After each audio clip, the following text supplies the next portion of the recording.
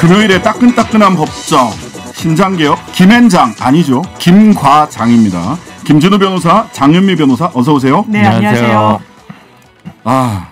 지난주에 사실은 대장동의 돈의 흐름 그리고 대장동 사람의 관계도 이 두 가지를 다 해보려고 했는데 실제로는 돈의 흐름 하다가 끝났어요. 그래서 자금 흐름 따라 가다가 또 요새 보면 또 자금 흐름에 또 다른 흐름들이 또 막 보이고 있어서 맞습니다. 이거 쫓아가기가 굉장히 힘듭니다. 오늘은 어쨌든 핵심 인물들에 대해서 이야기를 해봐야 될 것 같습니다. 조금 아까는 유동규 그 성남 도계공 본부장 이야기를 했는데, 근데 이제 많은 분들이 이제 취재를 하다가 보니까 이 그림 그린 사람은 천화동인 5호 소유주 정영학 아니냐. 네, 그렇습니다. 그 다음에 이분이 지금 저기도 낸 거죠. 그 녹취록 19개. 네. 그래서 13번 녹취 파일이 중요하다 이런 얘기까지 조금 아까 헬마우스가 하고 갔는데 이분 도대체 어떤 분입니까? 사실 직업은 회계사고요. 아무래도 이제 자금을 들여다보는 직업이다 보니까 지금 이 사업에도 깊숙이 관여했다라고 하는데 지금 언론에 나오는 보도 내용을 보면 이 대장동 개발에 사실상 처음이자 마지막이다. 시작이자 끝이자. 이런 얘기까지 나오고 있습니다. 네. 그래서 검찰에서 사실상 사람을 조사하는 데 있어서는 1호 조사 대상으로 이렇게 택한 것도 이 큰 그림을 그렸고 실제로 이 부분에 관여를 했기 때문이다. 이렇게 나오는데 지금 이 사람이 뭐 유동규 씨도 키맨이다 계속 이야기가 나오지만 이 정영학 회계사도 굉장히 많은 부분을 검찰에 협조를 하고 있습니다. 네. 말씀하신 것처럼 녹취록을 19개를 냈다라고도 하고 이 녹취록이 언제 녹음이 됐느냐. 2019년도부터 한 2년 동안 녹취한 대화 내용이 담겨 있다라는 거거든요. 네. 근데 이 19개 제출한 것은 아마 그 전부는 아닐 거고 본인이 책임을 더는 내지는 면책이 되는 그런 주장을 뒷받침하는 내용이 아닐까 좀 예측은 됩니다. 네. 그런데 이 부분이 녹취라는 게 사실 가감할 수도 있고 편집도 용이하고 본인의 입장에 따라서 내는 경우가 허다하기 때문에 이 부분은 좀 스스로 밝혀줄 부분이 있는 것 같습니다. 네. 그러니까 이제 트리오는 남욱, 유동규, 김만배 트리오인데 네.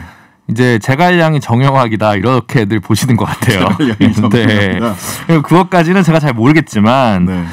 정확한 거는 중요한 페이퍼워크를 이제 회계적인 부분을 정영학 회계사 상당히 했고 뭐 다 떠나서 최순실 박근혜 게이트 때도 보면 박영수 특검 뭐 윤석열 검사가 수사 역량이 엄청 뛰어나가지고 그 수사의 속도와 효과가 성과가 있었던 게 아니라 장시호 씨가 굉장히 수사에 적극적으로 협조하면서 맞아요. 키맨이 됐던 거거든요. 확 속도가 붙었어요. 그래서 지금 화천 대유의 장시호가 정영학이다 이렇게 보는 게 오히려 정확한 상태가 아닐까. 그래서 어쨌든 수사에 협조해 주는 분이 있어야 이 부분의 실체가 드러나지 않을까 싶습니다.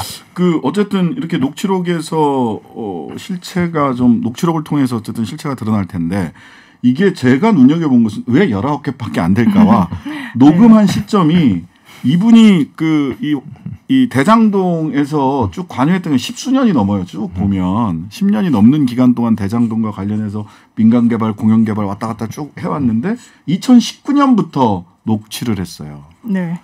왜 그랬을까요?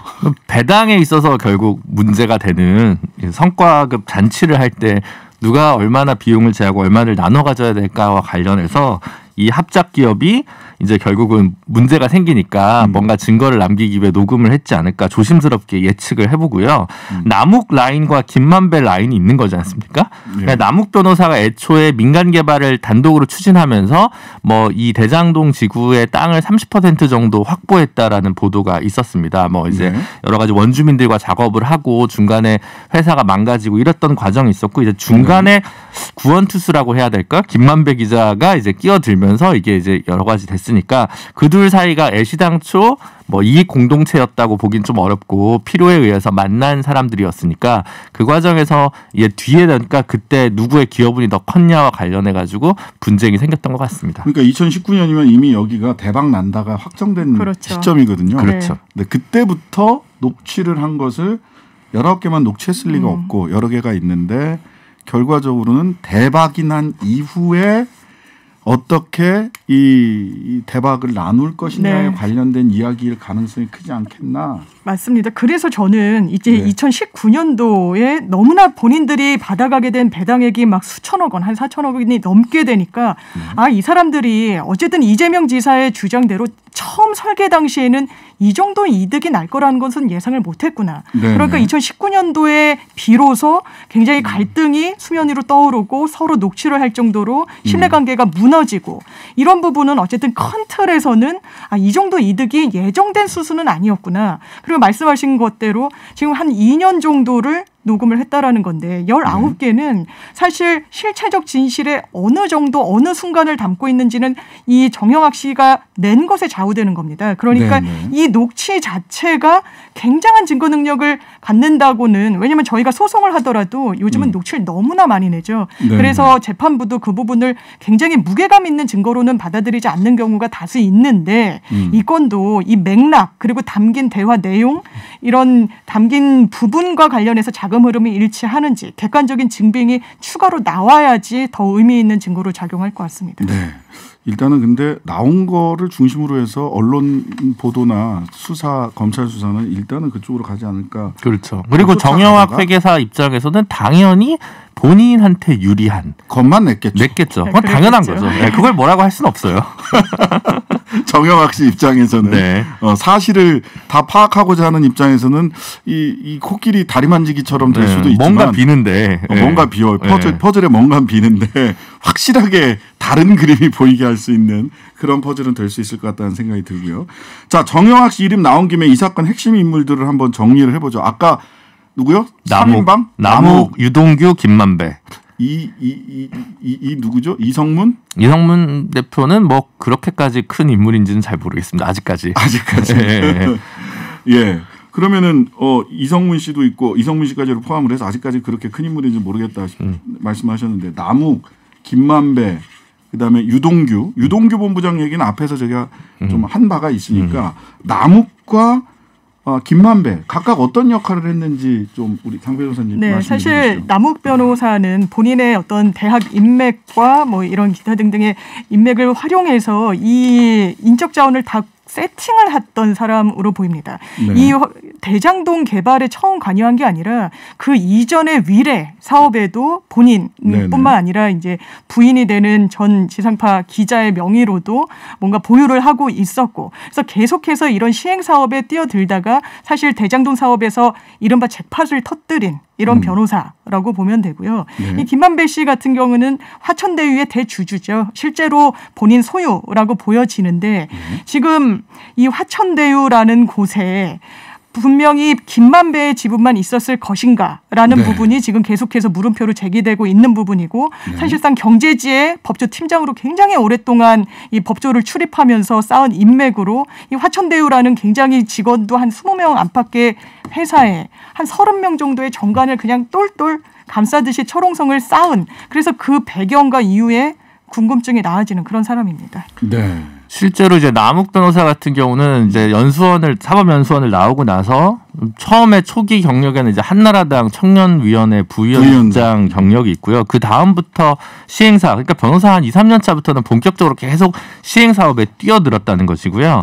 사실 이 대장지구가 민간개발 추진할 때 저축은행으로부터 상당히 돈을 많이, 그러니까 별도의 회사를 설립해서 부산저축은행 등 한 10개 넘는 저축은행부터 1,700억 정도를 그래서 이제 받았더라고요. 이자로도 뭐 100억 넘게 내고 뭐 이제 굉장히 큰 리스크를 감당하면서 이 사업을 끌고 오다가 어떻게든 이제 마지막에 민관 합동 개발이라는 형식으로 해서 겨우 이제 살아난 거죠. 그러니까 나름대로 처음부터 사실 이 남욱 변호사가 뭔가 어떤 뭐 민관 개발 이런 프로젝트를 계획을 가지고 했다기보다는 대장지구 개발에 있어서 초기에 들어갔던 그 뭐랄까 플레이어 중에 한 명이라고 할 수 있고요.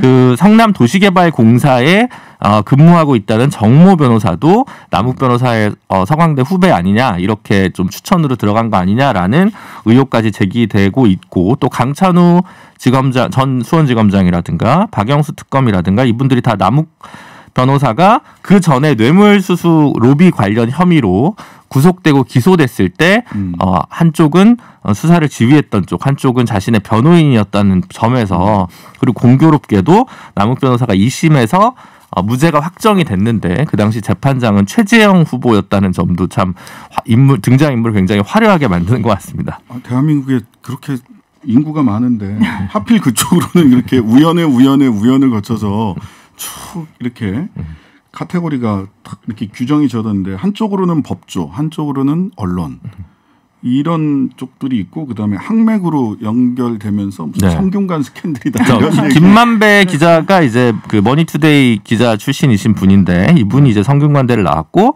이분과 관련된 분들이 이제 중간에 들어온 것 같아요. 이 프로젝트를 하게 되면서 하나은행 컨소시엄 화천대유 프로젝트를 하게 되면서 이제 본인이 알고 있는 성균관대 중심으로 해서 이러저러한 선후배들, 변호사들을 좀 이 프로젝트에 뭔가 관여시키고 그 다음에 이제 본인이 법조 출입을 굉장히 오래 하면서 알게 된 전직 고관 대작들을 자문으로 좀 자문이나 고문력으로 모신 게 아닌가 싶습니다. 드라마 성균관 스캔들은 굉장히 눈이 즐거웠는데 네. 이 성균관 스캔들은 굉장히 듣기가 괴로운 너무 복잡하고 이런 게 있습니다. 자, 이 부분이 키일 것 같아요. 자, 그럼 이런 복잡한 관계 속에서 유동규 아까도 뭐 유동규가 중간에 키맨이다. 유동규 전 본부장이 그리고 그쪽에 이제 언론에 보도된 걸 보면 10억 정도가 뭐 공무원들이나 공사로 넘어갔을 수 있다라는 얘기가 녹취에 나온다. 네. 그럼 이게 공무원들한테 넘어갔으면 공무원들은 어떤 범죄를 저지른 게 되는 거죠? 사실 뇌물죄는 신분범이죠. 신분범죄고 공무원이 뭔가 대가성을 갖고 어떤 금품을 수수하면은 뇌물죄임에는 좀 분명한데 지금 10억이 실제로 성남도시개발공사로 흘러 들어갔는지 그 부분에 대해서는 아직 입증된 바는 없고 더 나아가서 지금 계속해서 이재명 지사를 공격하는 게 야권의 어떤 핵심 쟁점인데 아마 그 워딩 때문에 그런 것 같습니다. 내가 이 대장동 개발을 설계했다. 그렇죠. 내가 바로 그 당사자다. 그러니 그렇다면 이 큰 사업에서 민간으로 갈 수 있는 이익을 더 저지하지 않고 성남시에 귀속할 수 있는 이익이 더 극대화될 수 있었는데 그걸 잘못 구도를 짰고 설계를 잘못했다. 그렇다면 결과적으로 성남시에 뭔가 손해를 끼친 거 아니냐. 그리고 이런 절차에 있어서 뭔가 본인이 맡은 책무에 위배되는 행위를 한 게 아니냐. 결과적으로. 그렇다면 이게 업무상 배임이다. 이런 주장을 지금 야권에서 하고 있는 그런 상황입니다. 그러니까요. 만약 이 공무원들이 뇌물죄를 범했다. 그러면은 이거를 이재명 후보 쪽으로 직접 전달을 하거나 직간접적인 방법으로 전달했다면 뇌물죄 공범이 되는 것이고. 예. 근데 뇌물을 받지는 않았어. 업무상 배임 얘기를 하는 걸 보니까 뇌물을 이재명 후보가 받았다라고 하는 거는 자기들도 의심스러운가 봐요. 예. 그러니까 일을 잘못했다.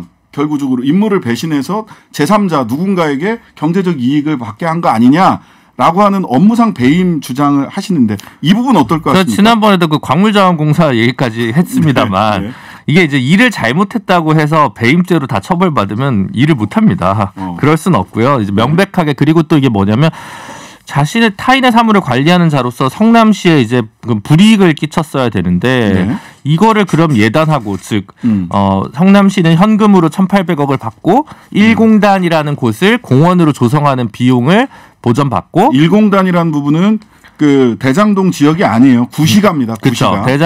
대장지구와 결합개발 형식으로 이제 한 것이죠. 그래서 그거를 두고 그래서 이제 성남시는 1,800억밖에 못 받고 하천대유가 몇천억이 더 이익이 날 것이 명명백백한 상황에서 그걸 묵인했으면 배임죄로 어떻게든 걸어볼 수 있을 텐데 지금 상황에서 그걸 입증하기란 사실 어려운 거고요. 야권에서 배임죄로 주장하고 있는 건 현재 단계에서는 그냥 정치적 수사하기에 불과하다라고 저는 냉정하게 봅니다. 그래서 배임 얘기를 하면서 그 연결고리를 가져가고 싶어하는 부분이 있는 거죠. 유동규와 이재명 그 둘은 굉장히 측근이다. 측근 중에 측근이다. 그런데 실제적인 팩트를 보면 이제 경기관광공사 사장 자리에 있을 때 임기를 한 9개월 정도 앞두고 자리에서 물러나거든요. 네네. 언론 인터뷰에서도 유동규 씨가 밝혔듯이 본인이 정말 애를 써서 추진하려고 했던 영화 관련 유치 사업들 예산을 내려주질 않았다라는 겁니다. 그 부분과 관련해서 이재명 지사와 굉장히 갈등이 있었던 것 같고 네. 지금 이재명 지사 측에서 이야기하는 바로는 본인이 유원홀딩스라는 회사도 차리잖아요. 그게 네, 경기관광공사 사장으로 있으면서 본인이 영화 산업을 굉장히 많이 추진하려고 했고 이 유원홀딩스의 법인의 주 사업 목적에도 영화 관련 기재가 네. 있습니다. 그렇다면 뭔가 이 사람이 공직을 이용해서 사익을 취하려고 하는 거 아니냐라는 어떤 조언과 보좌진들의 이런 그 견제가 있었다라는 거고 그 부분으로 인해서 틀어져서 나간 사람을 측근으로 해서 이 고리로 뇌물까지 돈까지 수순으로 올라갔다라고 이야기하는 건 아직까지는 현 단계에선 좀 성급하다 이런 생각입니다. 측근이 아니었다라고 얘기하는 건 조금 궁색한 것 같아요. 바깥에서 보면 어쨌든 성남시장 할 때 공사 사장 시켜줬고 도지사 할 때 또 공사 사장 시켜줬는데 그것도 측근이 아니면 정말 초최측근 이거면 최측근은 아니지만 측근이다까지는 해줘야 되는 건데 문제는 아까 방금 장윤미 변호사님 말씀해 주신 것처럼 뭔가 측근에서 손절당한 거 아니냐. 그래서 측근 출신이라고 하는 게 지금 약간 가장 개연성 있는 관찰 아니냐라는 제 생각입니다. 네. 그러면 현재까지는 배임 주장은 현재까지 드러난 사실관계만으로 봤을 때는 정치적 주장에 가까울 정치적 수사, 정치적 주장에 가까울 수 있다라는 정도로 우리 두 분께서 정리해 주신 걸로 하겠습니다. 자, 김진우 변호사, 장현미 변호사 모두 수고하셨습니다. 네, 감사합니다. 감사합니다.